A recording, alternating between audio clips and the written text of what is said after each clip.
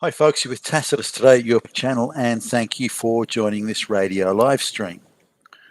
In this essay, I'd like to talk about 25 years ago, give or take.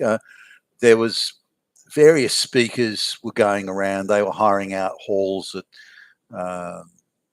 universities and various sort of places like that, and these guys were pushing the propaganda of globalization. Their basic direction was globalization is inevitable. This is how it is. This is going to be the future. Hey, peasants, if you don't like it, too bad, but get on board or you're screwed. That was really if we were to distill it down to its essence, that would be the message. Now, no one really got it at the time.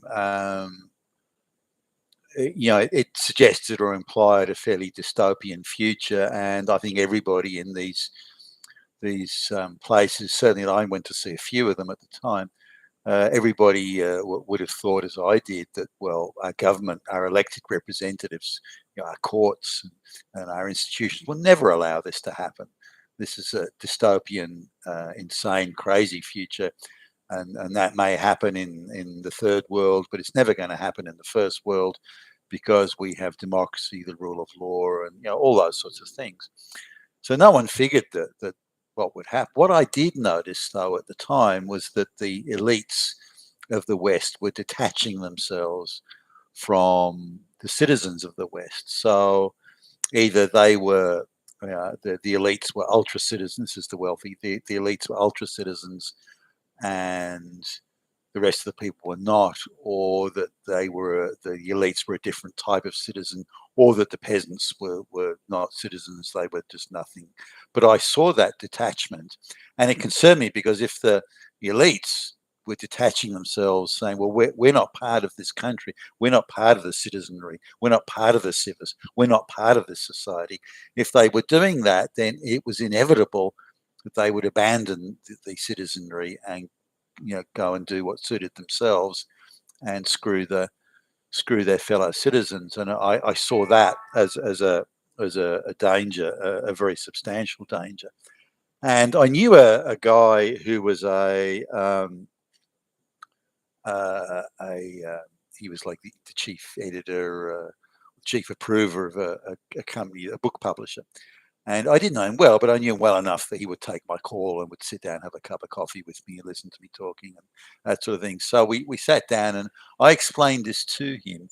And I explained the ramifications of it to him, saying, well, look, if the elites are detaching themselves, as I suspect they are, and here's my reasoning and here's my evidence, then the outcome is inevitably going to be that the citizenry get abandoned to their fate while the elites go and make their own arrangements and hoard the wealth. And he scoffed at that a bit and just wouldn't be. He just said, well, I'm not interested in that as a subject for a book. And what else have you got? And so it sort of ended there. And I was a little surprised that that particular book company did publish quite a few political books, and but they published a book extolling the virtues of globalization, for example, which is I thought a very weak book. It was just cover to cover bullshit. But they did that, and looking back, I think he was already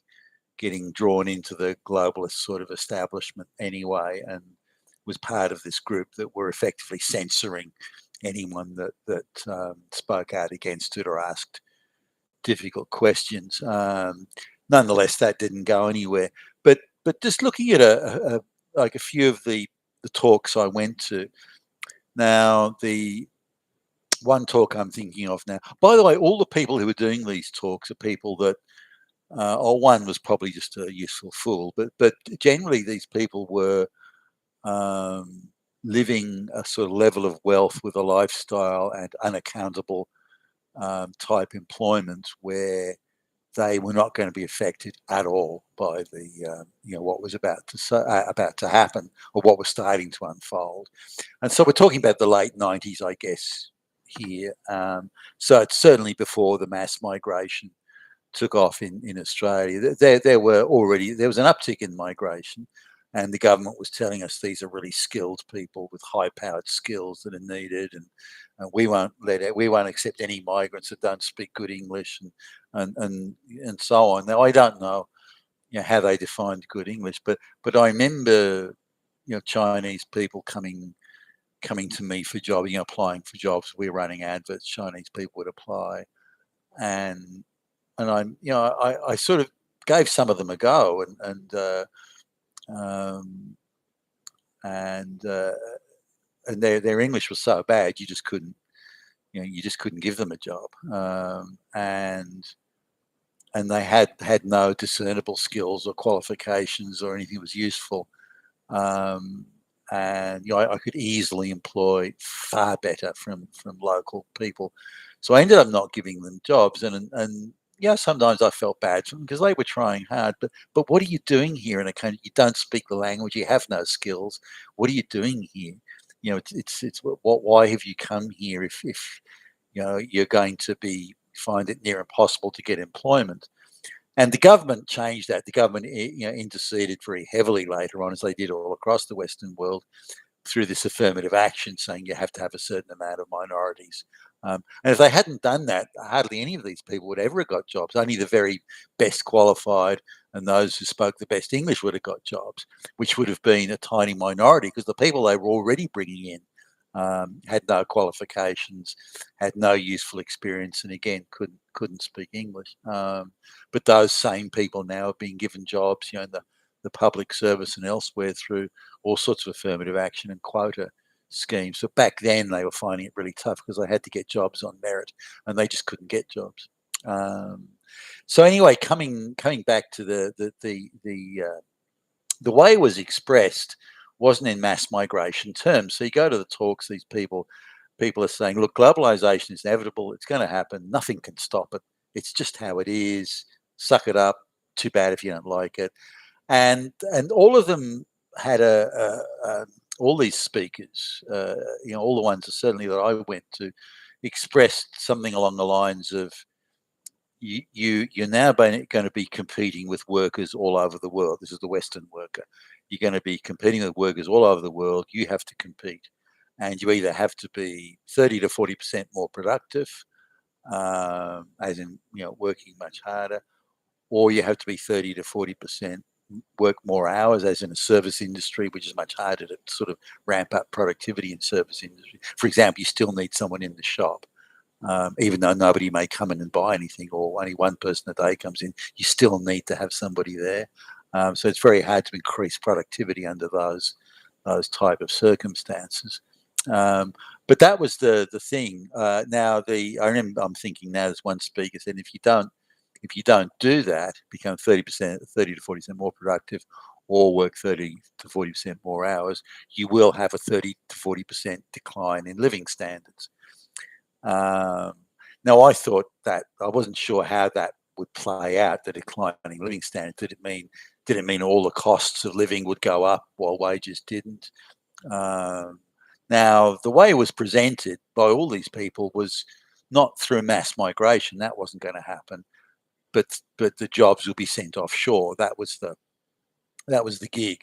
So that was how they expressed it, at least, that you're going to lose jobs offshore because these people offshore are cheaper and they can do work of similar quality to a Western worker, which was nonsense, by the way.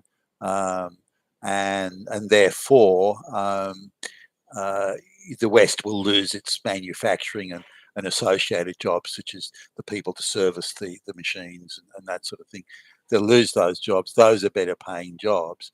And so the jobs that will be left behind will have to pay lower wages in order to compete with these other workers in third world countries, the international competition, if you will. Now, I remember at one of these things, the guy was this very rich guy who'd married into money. I mean, his salary back in the late 90s was $1 million a year plus bonuses, and that's 20, 23, 24 years ago. So he's clearly not. He lived in probably the most desirable and expensive suburb in London, and it didn't take much digging to find out that his kids went to one of the most expensive schools in the world, and and so again, he married into money, this guy, and even though the company he worked for, the performance was declining, his bonus kept increasing. So he wasn't being held to any of these performance standards that he insisted all the rest of us had to be held to, to be competitive. Why isn't he competing for his job? Why isn't his salary and bonus declining, given that he's failing in his job? And so on. So there's a whole there was a whole sort of a series of attendant issues with that, but he actually took the question, during one of these. He took questions, and somebody sort of came up with, why don't you give up, the Western people have to give up their jobs to these people offshore.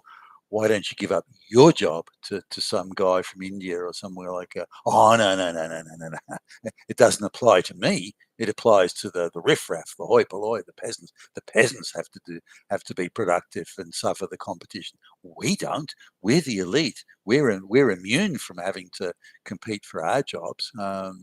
And so that already sort of, in my view at least, it already um, reduced the validity of his argument, because why should one sector of the society compete but not the other?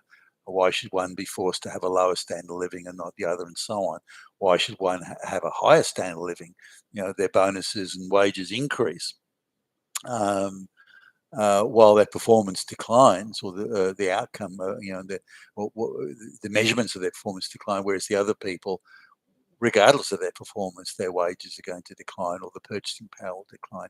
Now, again, there was no mass migration thing mentioned. It was, the implication was the jobs going offshore.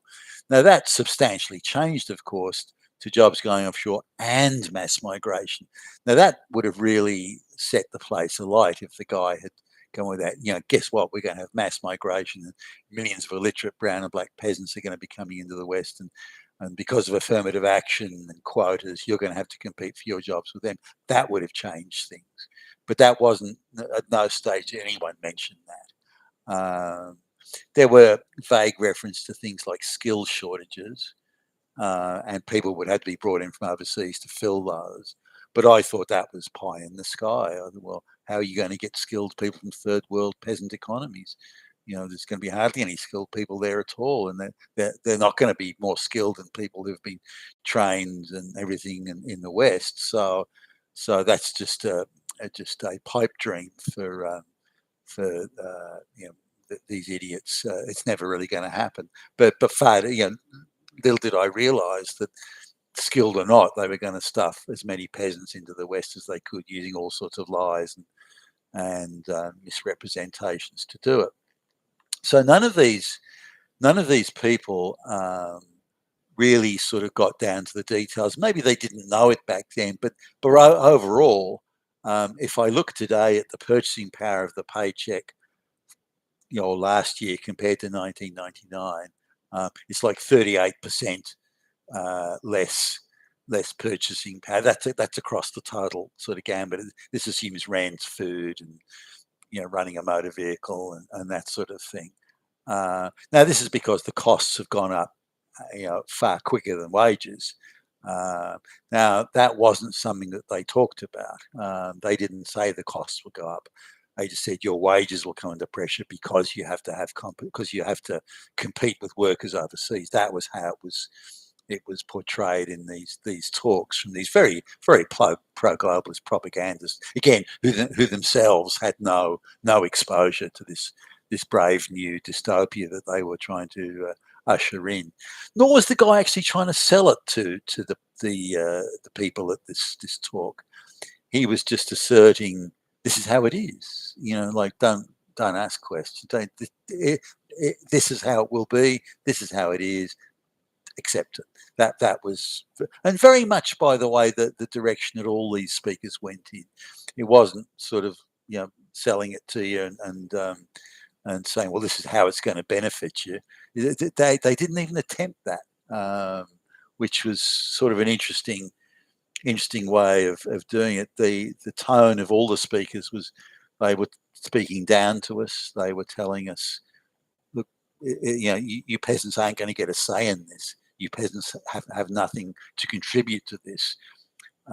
You either work much harder or you will have a reduced standard of living. So that's it. It will be that way.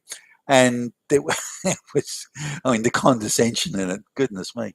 But so going back over all these speakers, that's how they did it. But what they prognosticated in the years to come about the decline in the standard of living and so on has come to pass. The only variable that they did cover was their incoming mass migration of unqualified people that don't speak English, who will be then guaranteed jobs by our own white government, our own white representatives that we elect or think we elect. And during that time, of course, the globalists had actually pretty much taken control of Western governments to a large extent, or at very least, seriously shaping the policy, even at that time. That they've now achieved total control and of the media and all that sort of thing. That's a little bit different, but they were already well on the road to that, and just that we didn't see it. But I come back to my thoughts at the time that once the elites uncouple themselves from the population at large, and this is what made the West quite unique in the world. The elites saw themselves as part of the society, very much part of it. They may have thought that the working class were shit and all that sort of thing, but they were still fellow citizens. That's changed. Yeah. We're now global citizens. The elites say, you guys are just peasants, and that thing that I feared the most, that I went to this book publishing company with, the guy I knew, and said, look, this is going to be a real problem. It is a problem, and he poo-pooed it. That has actually come to pass even more than I'd imagined it could have. I didn't think our elites could completely abandon their fellow citizens in the way they have, but they have. You've been with Tacitus today at your Pushback channel, and thank you for listening.